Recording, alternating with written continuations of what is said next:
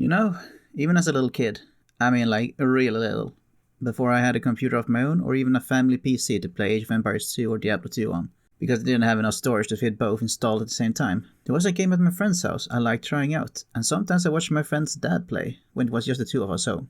So that game was Commandos. We play as some guy infiltrating Nazi areas during the World War II.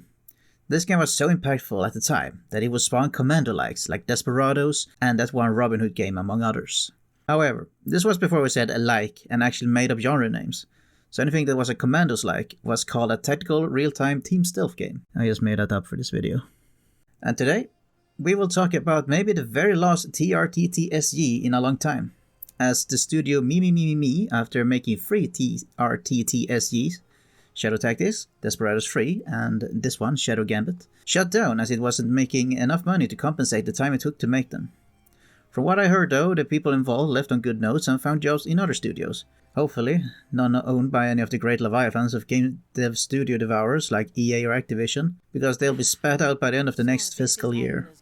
Let's talk about Studio Me's final production, and in my opinion, the best TRTTSG done to date, and truly a love letter to the genre. Shadow Gambit, The Cursed Crew. In this game you play as a Fia Monecato at your service. An upcoming cursed pirate that wishes to obtain the infamous Captain Mordecai's legendary treasure. As far as world building goes, the game does a good job. Most of it gets fleshed out through dialogue and the different islands you perform missions on, showing you what kind of rules the world works on. Most of those rules involve spirits and ghosts, and in fact that being dead in the Caribbean has a different meaning than in the rest of the world, due to the MacGuffin you'll quickly get to know as a Black Pearl. Essentially, they're like the devil fruits from One Piece. You get one shot into your corpse, or put in there yourself while you're still alive, and you become an undead with a random new power. It's seemingly unique from another person. Oh, and if you're a corpse, you're pulled back from the afterlife for another go. I won't go heavy into what goes on in the story, but check this in-world explanation of how quick save and quick load is integrated. Did something? Nah. That one looks powerful. Best not leave him alive. Now we're getting somewhere. Death's not the end, eh? What do we have here? I sense your ill intent, cursed. Now burn in Maiden's fire. I suggest you try that again.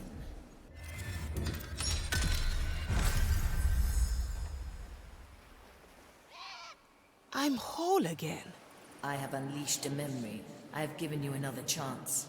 What crazy magic is this? Are you... I need your help. Get past the prognostica. Do not attack him directly. I dare say this is the most immersive way it has ever been written into a video game. This type of game plays a lot around quick saving with the very precise takedowns or movements. The riskier the takedown normally, the more rewarding it is. And so, the studio made a quick save reminder after X amount of time has passed. The reminder can get grating over time, however, with its frequency, so make sure you're changing the settings to get it more or less depending on personal taste. In this type of game, you are meant to fail a lot as you experiment with your approaches, finding out what works and what doesn't. However, the game very rarely pulls a cheap trap on you. I can only think of one occurrence happen, and that was tied to the story, so I wasn't too upset about it. But importantly, these failures are entirely on you, the player. The more you observe the patrols, what type of enemies units are present, what areas are seen more than others, and what places are blind spots, is all things up to you to figure out. The game gives you the tools with the view cones, a vision marker you can place to see who is seeing that spot at a time, and how much noise your abilities will do. That's pretty much all you need. So in short, the story begins after Afia made a deal with Mordecai's ship, the Red Marley, who has a spirit of its own, able to roll back time and redo things until the favored outcome happens. The origin of this power and the flaws of having such power in the universe gets fleshed out and experienced as the story progresses. The antagonists are the colonizing inquisitors that create churches and brute forces their will on the locals, while wearing very snazzy masks and hats. So now it's up to Afia to bring back Mordecai's old crew that died 30 years ago on this very ship during Mordecai's final stand, if she is ever to hope to find his treasure. Not because they personally know where it is, only Mordecai does, but they play an integral part to unlock the path to great loot pile.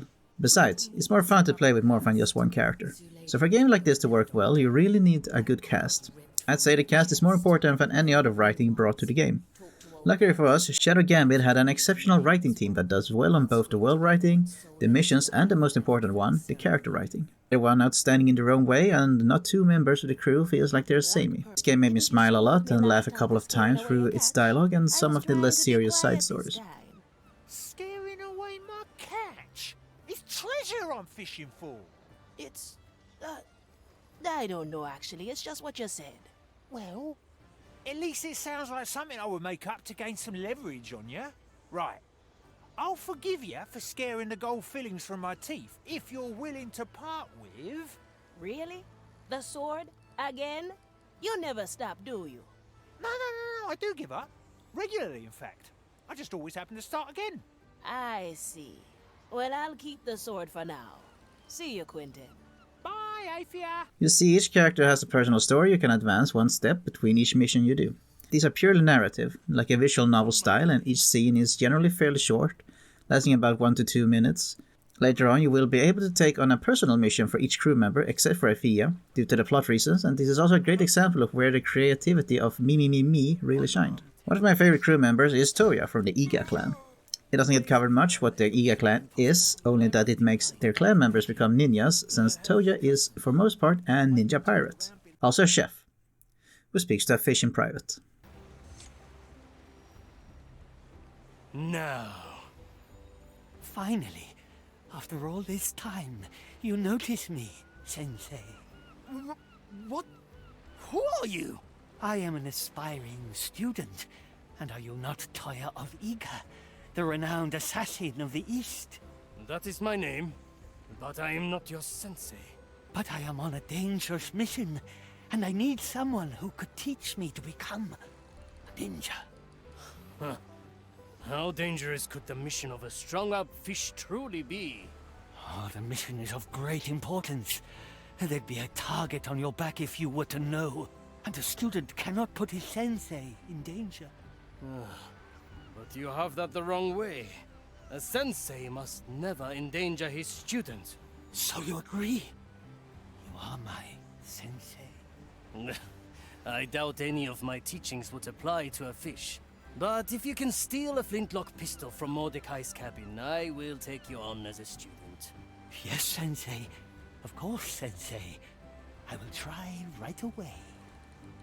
That seemingly no one else on the ship can notice or hear, unlike John Mercury, who has a fish named Sir Reginald that he talks to openly, whom everyone acknowledges exists. Head below. Ah! You hid something in the below. Wait, you think the skeleton stored whiskey for me in the below? Rotband. Whiskey below. Great! Should I just whack you to the below with my anchor so you can get it back? Yes. Aye, that's very kind of you. You might remember that everyone who gets a black pearl in them gets a unique power. Toya's unique power is his Shadow Tag ability. Able to drop a piece of toilet paper and jump to it at an instant speed, killing any enemy that is within his personal space. This ability has many creative ways to be used, as there are no maximum distance between Toya and the toilet paper. It's all about how far ahead you can plan it. For example, let's say you want to kill this guy. Toya's second ability is a whistle noise that will attract regular goons. So you want to do it out of sight from the rest, but there is no bush to hide in. So you drop the toilet paper, attract the guard, and then run off to hide elsewhere. And once they get close enough, bam! 7 strikes of death. Every time you resurrect a character, you get the option to try them out in a tutorial in 3 steps. 2 rooms that goes through several challenges how to use their first and second ability respectively. And then a 3rd room where you use the character and all the things you learned to get through. Normally ending in a large room with multiple guards you need to take down, with the one guy furthest away holding the key for the exit. Nice ambush in the making.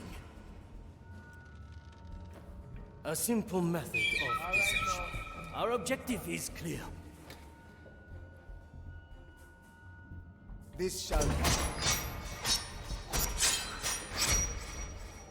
A full well done. Lagatta.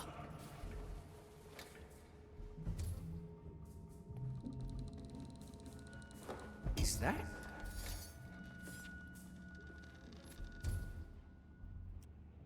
I'm going in. The heart is pierced. A heavy customer. Follow the noise. 2 in 1. I will be back. All right now. Who was that? Well now. Impossible. We should have... Skewer the hearts. Hesitation is defeat. A useful gift.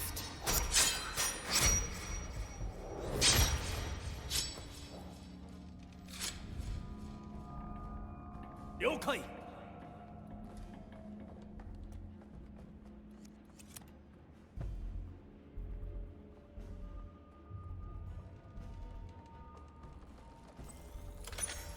It will be done.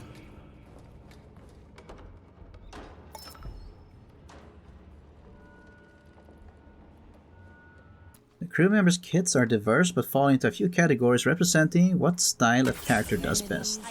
For instance, someone like Zulady with her pocket bush is an excellent body hider, just like how Quentin can pull in bodies into his chest. Others like Pincus are infiltrators, meaning they have an easy means to get to specific locations. In his case, he can possess an Inquisitor and walk among them, even distract them by conversing or doing the Hitman coin toss. And of course, there are synergy between characters that can cover each other's weaknesses. Some characters can swim, some can climb vines, while others can do both or neither. For example, look at Quentin and Gale here. Gale can use her cannole to launch Quentin up to a new spot. From here, Quentin can pull up Gale, a crew member who can either swim or climb vines, and would have otherwise resort to getting through a much heavier guarded route to get here. Experimenting with different team combinations and see what you can figure out working well together is a part of the game's charm. The game has an unusual large playable cast for a TRTTSG, where you can't bring everyone with you on every mission, mostly up to 3, but you can bring less if you so wish. I think no matter who you resurrect, you'll be pleased. Even if their kit might not be your favorite, each crew member has plenty of flair and personality of their own. Afia is the level-headed and laid-back swashbuckler. Toya is the cooking-focused rogue with a sense of personal honor and dry wit. Slade is the sharp-tongued botanist who loves experiments of all kinds. Quentin is the profit-oriented capitalist with a head of gold. Jon is the demented but the well-meaning shipwright who possibly has the closest connection to the deaf, which is much more than just a place deep in the water. Gale is the bodacious big body who cares for the crew's well-being and has a poet's heart. Pincus is the ostentatious glory seeker whom wished to leave a legacy behind him of his many great deeds written down in history. And Teresa is the no-nonsense veteran with a penchant of seeking redemption from her time under the Inquisition's mantle. Narrative aside, TRTTSG's maps plays out always in similar fashion. You need to get from A to B, sometimes even to C and D, and how you get there from A is completely up to you. With great liberty and creative freedom, you can try the shortest route, which might be the most densely guarded. You might notice a path around a corner, a door that leads to another entrance, letting you to skip otherwise a crowded area. As mentioned earlier, unlike how TRTTSGs have been made in the past, that is, each level is its own uniquely crafted map with a narrative. In Shadow Gambit, we return to islands every now and then, with new objectives in mind. The game does well in promoting you to redo these maps, such as other rewards to help you resurrect your crew, and for achievement hunters and enjoyers. The game rewards things like choosing a new landing you haven't done before, bringing each crew members X amount of times, and a couple of other things. These kind of achievements are tracked, but you won't get a log of them until after you beat the story mode. So if you finish the story, and you wish you could do more, here you go. There's even a reward for completing about 80% of the challenges, represented in the balloons, in which the game continues letting you complete challenges and do missions you didn't choose to do. What the reward is, I'll let you find out yourself when you complete the story, and the game tells you itself. To encourage you to try different crew members instead of sticking to the same 3, the ones who aren't picked gets +1 bonus to their Vigor reward next time they complete a mission. If you haven't picked a crewmate for say 3 maps, that one will reward you with 4 Vigor points if you bring them with you to your next mission. What's Vigor, you ask? Vigor is a point system where you need to fill up a bar until you earn 1 point. You can spend this Vigor to upgrade your crewmates. This greatly improves the characters mostly by improving one ability quite a bit, or they get a new ability. For instance, while by default you only have 2 crew members with fast melee kills of 2.5 seconds instead of the normal 5-second kill animation, if you upgrade Gale, her melee attack while her cannole is empty becomes a 2.2 second melee kill move by shoving Inquisitor straight into the barrel. If I had to value them, I'd say Pincus gets the biggest upgrade, as this possession ability can now possess any Inquisitor and not just the simplest of goons, which greatly improves Pinker's opportunity and also gives him access to new abilities, like the snipe ability if you possess the Eudex, or the Sif Stun Cage spell if you manage to possess a Prognosticar somehow. There are 2 DLCs for the game that came out shortly after its release. Both of them features a new questline related to the respective character you get from them. I didn't buy the DLC as I found them a bit too pricey to buy right off the bat for a game I didn't know if I would or would not enjoy. And after I finished this story, I was pretty much satisfied with the game and decided to close my chapter of Shadow Gambit in my life. From what I heard, however, if you like the game, the DLCs adds more content to enjoy, the questlines and the characters can be added to any part if you wish for a bit more spice. And with that, I believe I've said what I want about this game. It's a great introduction to the TRTTSC genre, but above all else, it's just a fantastic game in its own right. With a fun story, memorable characters, and well-crafted game mechanics. Whether they at the moments can be rage-inducing due to our own hubris while playing the next move. With that, I want to thank you all for watching. I have a Twitch in the description where you can drop by and say hello. I have a second channel where I drop my low-effort videos, stuff like reactions or simple tier list stuff, etc. Also in the description. And until next time, bye bye. Gather round, everyone. There's something I'd like to share. The final message from the Me crew. Well, this is the end. Thank you all for the journey of a lifetime. It's been a most grand adventure and a wild ride. Let us treasure these memories forever. Perhaps one day we shall rise again. Until then, so long, crewmates. Bon voyage.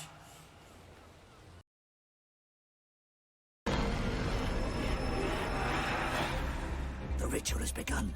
Are we too late? No. We can still make it.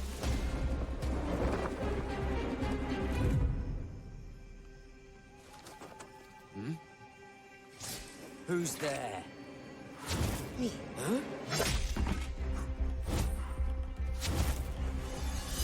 Are you ready? Almost.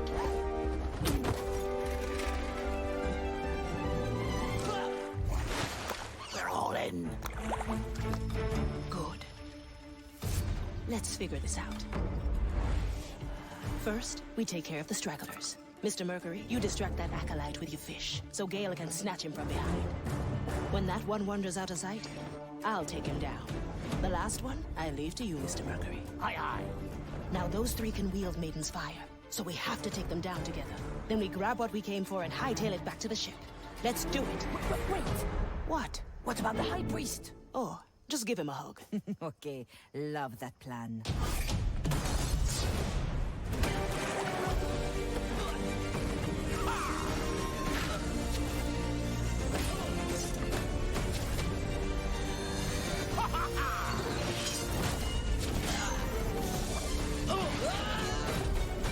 Abominations! I call upon the Maiden's Fire! The power of the cursed